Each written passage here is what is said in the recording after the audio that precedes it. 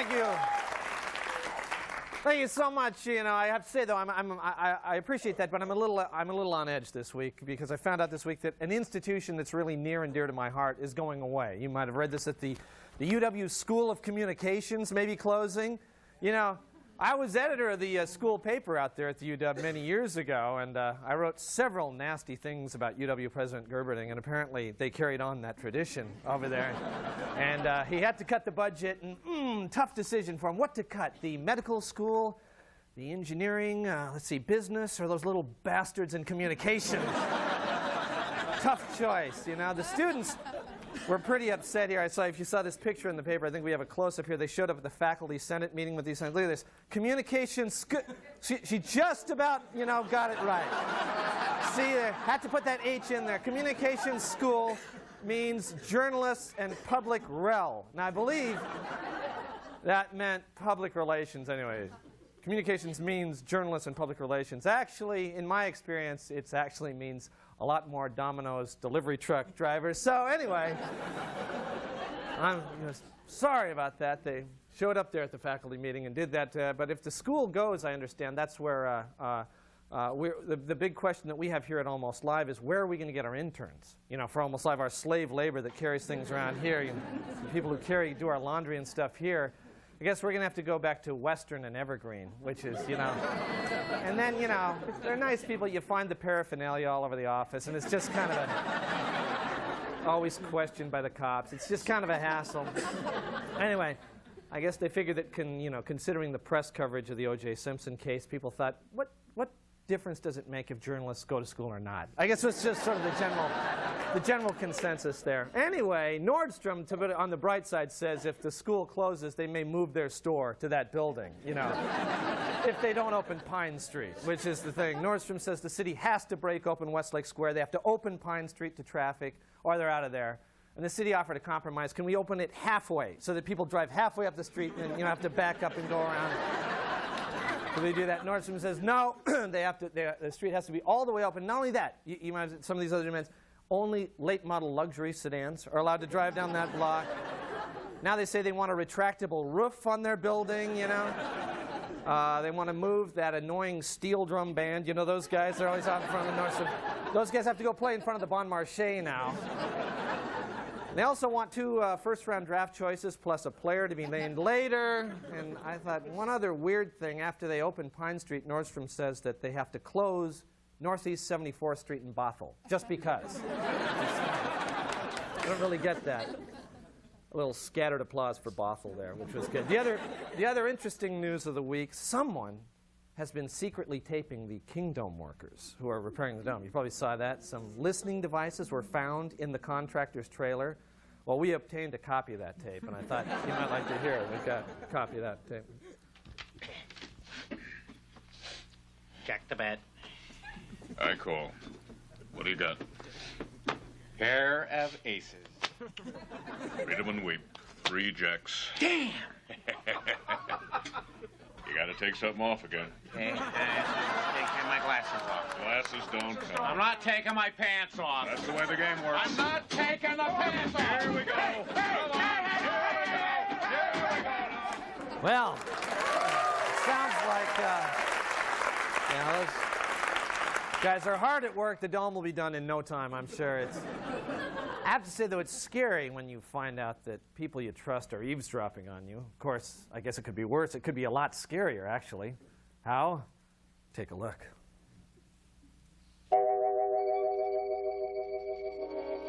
In every heart, there lingers a fear. A fear that someday they could finally snap and come back to torture us. Mr. Mackey, my junior high PE teacher. Drop and give me 50 push-ups right now, Johnson. Mr. Mackey, you can't make me do that. I'm an adult now. You never did have any hands, Johnson. Okay, take a lap. Yes, they finally cracked, and now they're out to rule the world in Attack of the Junior High PE Teachers.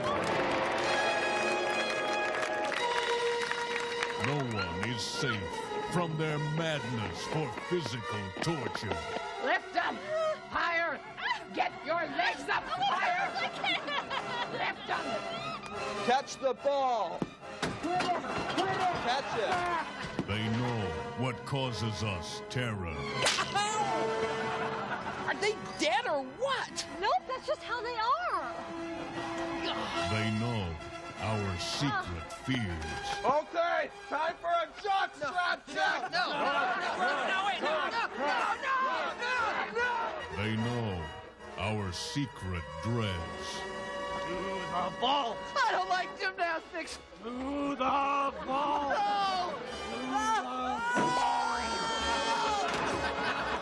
But it's a fear that can be faced if you have the courage. What are we gonna do? What are we gonna do? I have an idea. Attention, the owner of 84 Plymouth Reliant, you've left your lights on? Good. I got one. Attention shoppers. 3 minutes left on the blue light special at Garden Hose. Attention! Today's lunch in the cafeteria will be sloppy joes and pudding! But it's a fear that could return tomorrow, about the time of the first period bell, in Attack of the Junior High Teachers. All right, stay with us. We've got a great show, and we're going to be right back.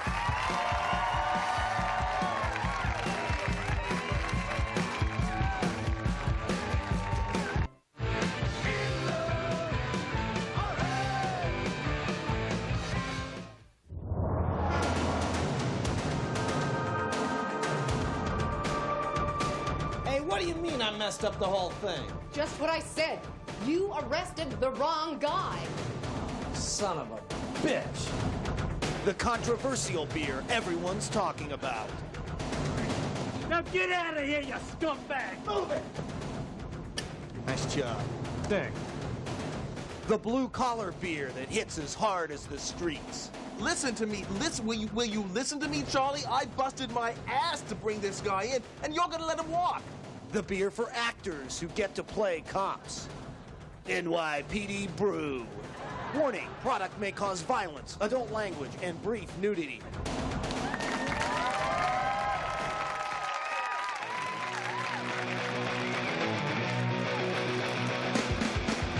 It's time for Janet and Sue's Crazy Young World! And now, here they are, Janet and Sue! Hi, everybody. I'm Janet. And I'm Sue. And we're crazy! Okay, our guest tonight is a successful actor who is currently starring with Kim Basinger in an off-Broadway play. Please welcome Derek Spinell. Yeah!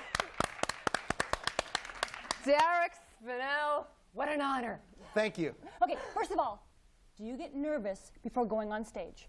No, You never get nervous? not really. Wait, let me get this straight. You're telling us that you never get nervous.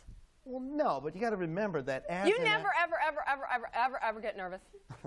it's not quite that simple. You see. Hey, everybody! Big Mr. Actor Man. He's really cool because he never gets nervous. Oh, yeah! Everyone bow down and worship the never gets nervous king of the world! Oh, hail to the Okay, omnipotent, hail stop. to All right, I thee. get nervous. Okay, I get nervous. You do get nervous. Yes. Oh, okay, because see, it would be really weird if you never got nervous. Yeah. Oh yeah. See, I was way off. You know, I do get nervous. You know something? I like you. Me too. Ooh, looks like we have got a call. Hey. Hi, I was wondering, Mr. Spinell, do you think playwrights are staying away from Broadway because it's just getting so expensive to mount shows there? That is an interesting question. What the hell kind of moronic question is that? That's the stupidest question I've ever heard. I have never in my life heard anything so idiotic. Okay, somebody get that caller's address, because after the show we're gonna kick their butt. Okay? Yeah. I'm sorry. I'm really, really sorry because we don't get questions like No. that. It will not happen again. Promise. To be honest, I thought it was a fine question. Oh, you did? Well, okay, then go ahead and answer it. Okay, as I was saying, caller, you make an interesting point. That's enough. Let's take another call. Hello, you have a question for Mr. Spinell? Yeah, I want to know if he's doing Kim Basinger. Excuse me? He wants to know if you're doing Kim Basinger. I'm not going to answer that question. Why not? Because it's inappropriate, it's distasteful, and frankly, it's nobody's business. Are you a homo or something? What? No. Well, then why won't you answer the question?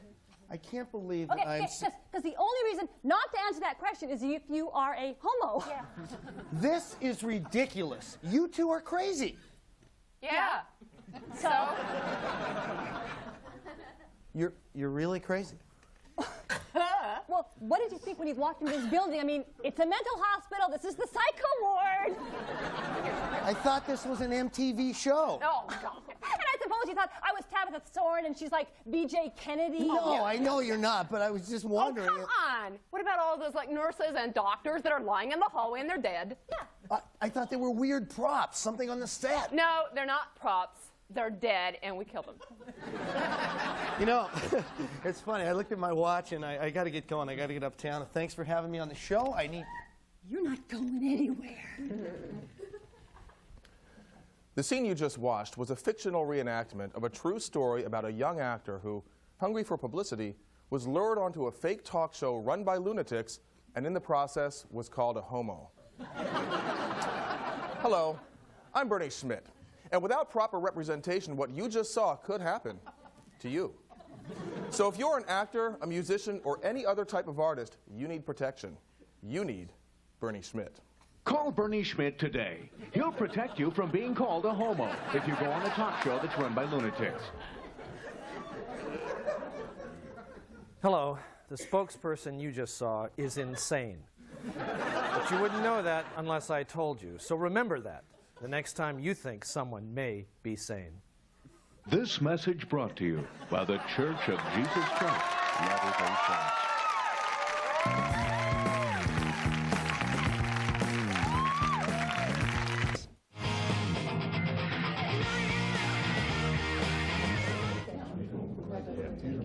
Could I have everyone's attention, please? I'd like to introduce you to Craig Harris. Craig has just joined our marketing department. And now, to get started, let's have a sales update. Sheila? Well, as you all know, sales have been slow the last couple of months. If you'll take a look at the chart here, you can see that the last... Come in. Hey, Craig, how's your first day going? Great. Couldn't be better. Glad to hear it. Just want you to know, I think it's really good to have a brother in the department. Thanks. Yeah. Well, I got a lot of work to do. See ya.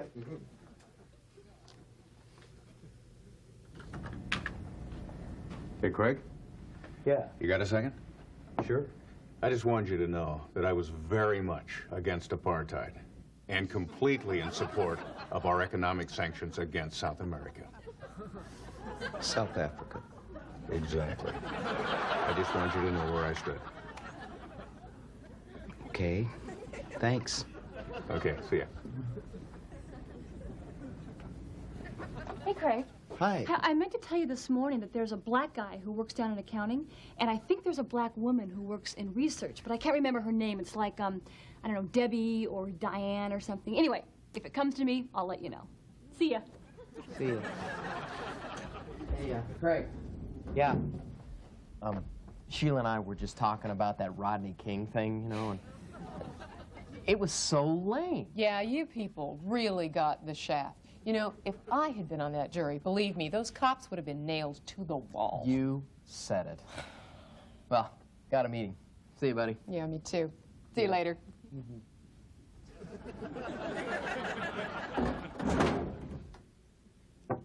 Excuse me, Craig. What is it? That you want to tell me that Spike Lee was your favorite director? Or that you cried when Martin Luther King Jr. got shot? Or that you were deeply moved when you heard a black African musical group performing at your upper middle class, predominantly white church? Or is it that you're feeling guilty for the oppression and enslaving of black people, and now you're using me as a dumping ground for the white collective guilt that's been building up for thousands of years, huh? No, I was just wondering if you had any gum. Sorry. Sure, here. Thanks. By the way, could you show me how to do some dreadlocks? Because I think I'd look pretty cool in them. Well, not right away. Tomorrow would be fine. Maybe even the day after that. Whatever.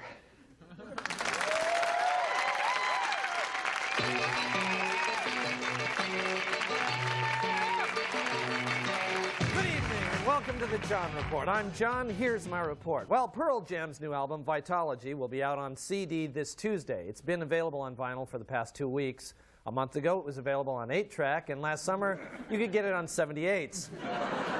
Yesterday was the 25th anniversary of the Boeing 747. There'll be a big celebration featuring watered-down 7-Up and little bags of peanuts.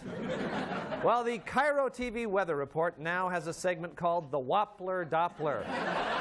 Cairo said that too many people giggled when they tried calling it the Hairy Doppler. Washington State University has opened a 2.5-acre site to turn cow manure into compost. The site will double as the Fidelt House. Incidentally, that last story just goes to prove my theory. WSU loves cow manure. A 10-year-old Linwood boy says Beavis and Butthead gave him the idea to start a fire at Martha Lake Elementary School. In a related story, a staggering number of autopsies were performed this week by Renton School kids watching reruns of Quincy. The Seattle Mariners are the first team to market merchandise on the worldwide computer network known as Internet. The first item for sale is team manager Lou Piniella. Winona Ryder told Life magazine she's considering moving to Seattle because it's pretty and it's a good place to raise children. Volunteers to help Winona get started include every heterosexual man in Western Washington. Finally, a Tukwila Elementary School principal wants all of his students to start coming to school in what he calls the Tukwila look. When asked to be specific about the Tukwila look, the principal said, it's kind of like this. It's been the John Report. Thank you. And we'll be right back.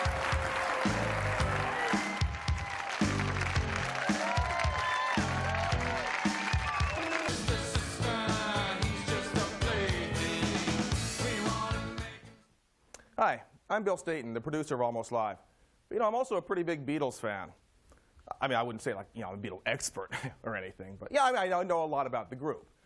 And I guess some people, might call me an expert. It's flattering, but I do know a lot about the Beatles, and I guess really I am kind of a Beatle expert. I mean, no big deal. I've won a couple of contests.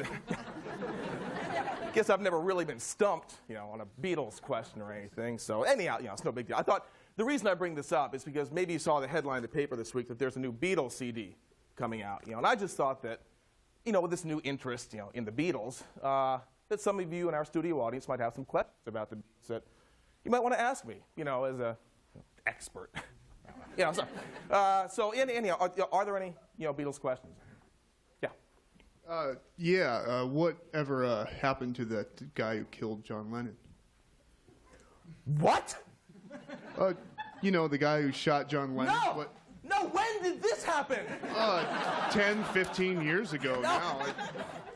No. I would have heard that. Would have been on the news. It would have been in the papers. I would have heard about. Yeah. It was in the newspaper. Liar! Liar!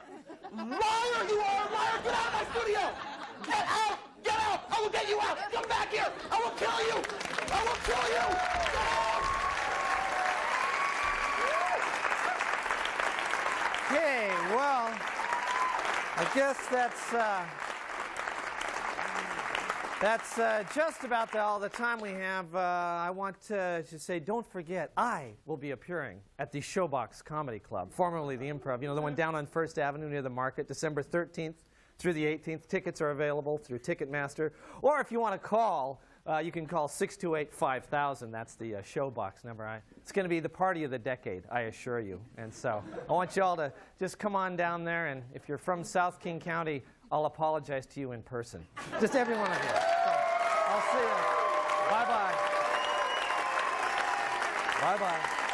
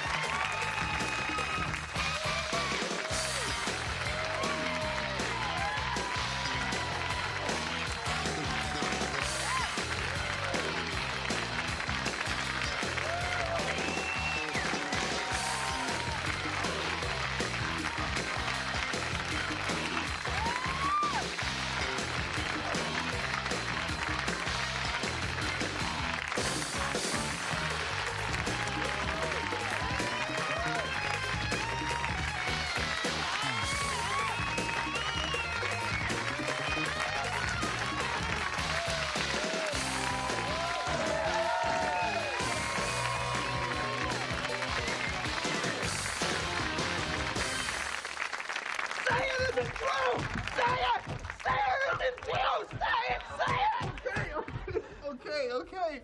He's fine. He's alive, and he's living in New York City. Okay. Still married to Yoko? Oh, yeah. Say it isn't true! Say it!